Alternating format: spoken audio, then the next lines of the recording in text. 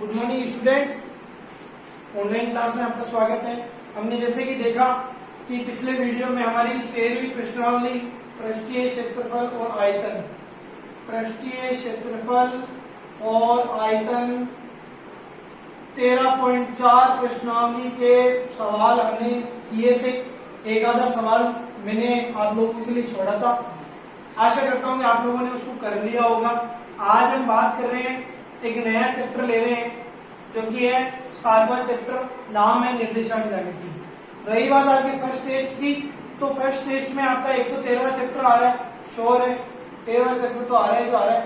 और साथ ही हम कोशिश करेंगे कि 20 तारीख तक, जो आज 12 तारीख हो गई है, 20 तारीख तक हमारा एक वीडियो और आ जाएगा, यानी 7वें चैप्टर के जहां तक हम पढ़ लेते हैं वहां तक भी हम कोशिश करेंगे कि हमारा जो है कोर्स टेस्ट में शामिल हो।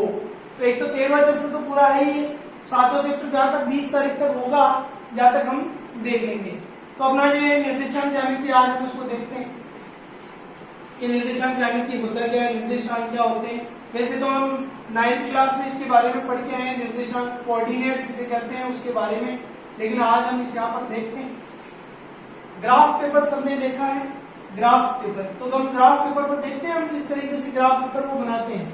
ठीक है, ग्राफ पेपर पर जो हम पॉइंट लेते हैं उनको मिलाते हैं स्केलों से, तो हम कुछ इस तरीके से लेते हैं। अपन साधारण भाषा में बात करते हैं बिल्कुल कि अपन बिल्कुल गणित की भाषा से इसको कठिन नहीं करते, एक नॉर्मल देखते हैं कि हम इसको बोलते हैं एक्स अक्ष। क्या बोलते हैं? एक्स अक्ष। हम इसको बोलते हैं एक्स डैश अक्ष। क्या बोलते हैं? एक्सिस, एक्स एक्सिस, और ये एक्स डैश एक्सिस, इंग्लिश में एक्सिस।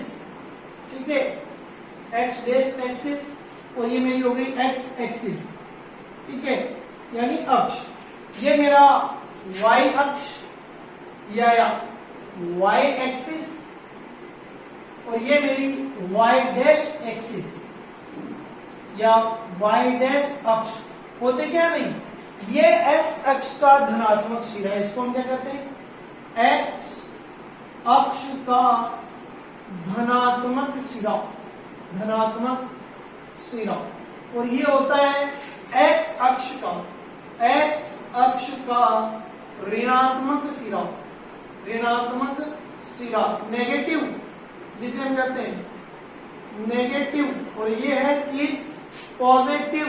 ठीक है, ये मेरी चीज नेगेटिव पॉजिटिव।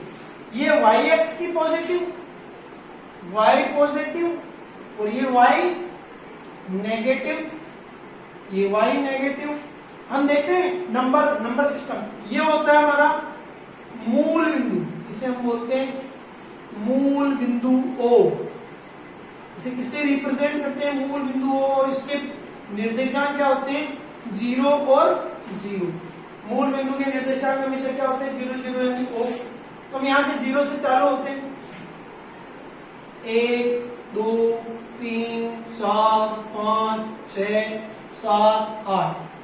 ठीक है, ऐसे ही मैं इधर बना लूं तो ये -1 -2 -3 -4 -5 माइनस, ऐसे इधर x y का पॉजिटिव 1 2 3 4 5 6 7, इधर -1 -2 -3 -4 -5 -6 -7।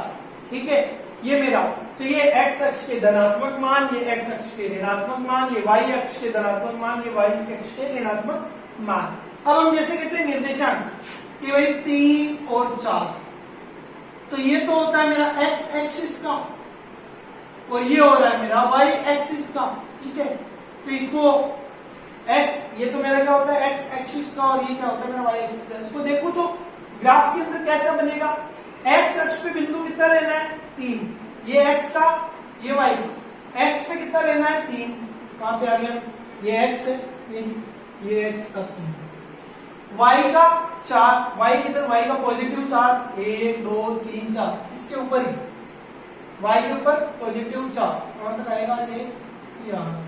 ठीक है, तो देखो भाई, एक तरीके से ये x का और ये y। ठीक है, ये जैसे मैंने इसको मिला दिया तो इस तरीके से मिलेगा। फिर कुछ हम और देते हैं निर्देशांक कि x की 6, x की 6 और y की 3। तो देखो ये निर्देशांक है x की 6, y की 3, ये y की 3, ठीक है। इस तरीके से निर्देशांक, तो कुछ इस तरीके से निर्देशांक हमारे बनेंगे। नेगेटिव भी ले सकते हैं हम, -3 और 2।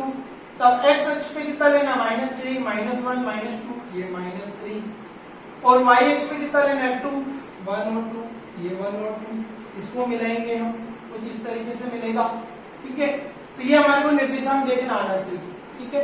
अब दो चीज हम यहाँ पे नोट करेंगे, दो चीज हमारे को नोट करनी है, जो कि क्या है, जो चीज होती है हमारी कि x का निर्देशांक जिसको ये होता है, ये x वाला, इसको तो हम बोलते हैं भुज, और इसको हम बोलते हैं कोटि। जैसे 0 0 लिखा ना, ये तो क्या है, 0 भुज, और ये y का क्या है, कोटि, ठीक है। तो x अक्ष या x निर्देशांक या x अक्ष का निर्देशांक भुज कहलाता है, भुज कहलाता है, और y अक्ष का निर्देशांक कोटि कहलाता है। क्या कहलाता है, कोटि। ये हमारे लिए इंपॉर्टेंट चीज है कि किसको भुज बोलते हैं और किसको कोटि बोलते हैं। तो भाई x अक्ष, जैसे ये लिखा हुआ है 3 और 4, एक बिंदु है, निर्देशांक दिए हुए, तो ये होता है, हमेशा मैंने बताया x अक्ष का, ये होता है y अक्ष का, ये x अक्ष और ये y अक्ष। x अक्ष वाला मेरा क्या कहलाएगा, भुज, y अक्ष वाला मेरा कहलाएगा कोटि। समझ में आई बात। कुछ इस तरीके से ये हमारे को निर्देशांक के बारे में ये चीजें नोट डाउन कर लिए, अपन को वीडियो में बार बार देख कर आगे नोट डाउन कर लेना। इसके बाद हम आगे चलते हैं कि x अक्ष पर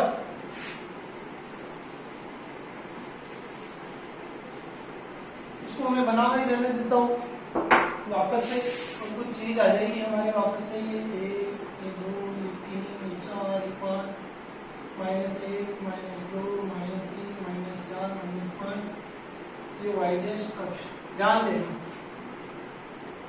x अक्ष पर, ये नोट डाउन की दूसरी बात है मेरी कि x अक्ष पर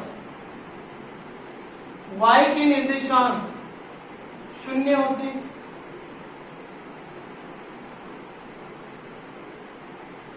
और y अक्ष पर x के निर्देशांक 0 हो। यानी इसको अगर मैं x अक्ष पे लिखूं तो क्या लिखूंगा, x और 0, और इसको क्या लिखूंगा, 0 और y। x अक्ष पे y का निर्देशांक 0, y अक्ष पे x का निर्देशांक 0। ये चीज हमारे को पता होनी चाहिए। फिर आज हम एक चीज और देखते हैं कि अब ये तो हमारी नॉर्मल जो हम पहले 9th क्लास में पढ़ के आए हैं वही चीज है, उसका रिपीटेशन है, कुछ चीज जुड़ने वाली है आगे। अब हम देखते हैं आगे दूरी सूत्र, दूरी सूत्र हम देखते हैं आज। दूरी सूत्र है वो हम आज पढ़ लेंगे, निर्देशांक ज्यामिति का दूरी सूत्र।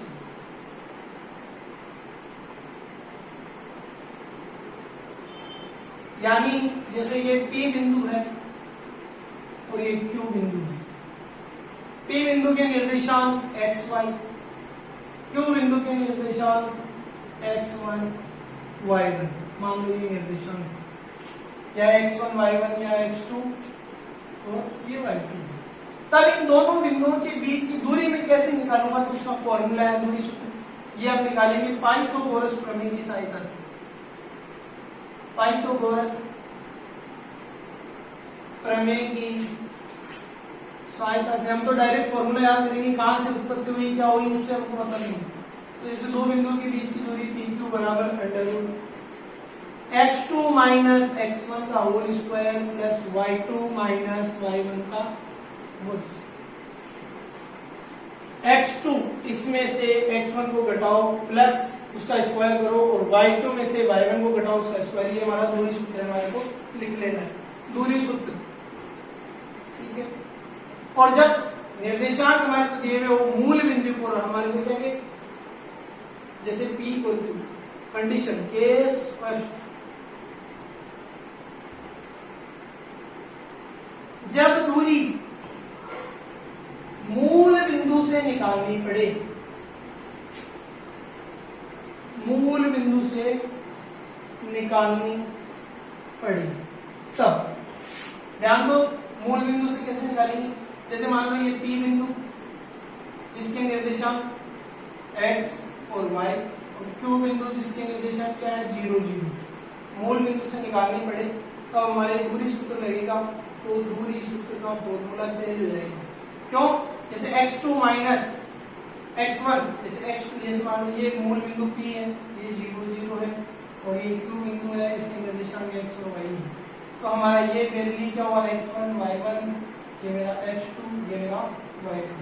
तो हमारा मूल बिंदु का फॉर्मूला लगाएंगे तो यही x2 यानी x माइनस x1 यानी 0 का square plus y2 y minus y1 0 का स्क्वायर। तो हमारे कुल मिला के फॉर्मूला क्या बन जाएगा, जब मूल बिंदु से निकालो तो under root x square plus y square हमारे को लगाना है। ये आज हमारे को देखना है कि निर्देशांक ज्यामिति के अंदर ये फॉर्मूला, इससे हमारी इस प्रश्नावली 7.1 होने वाली है। क्वेश्चन हम नेक्स्ट वीडियो में करेंगे। Thank you students.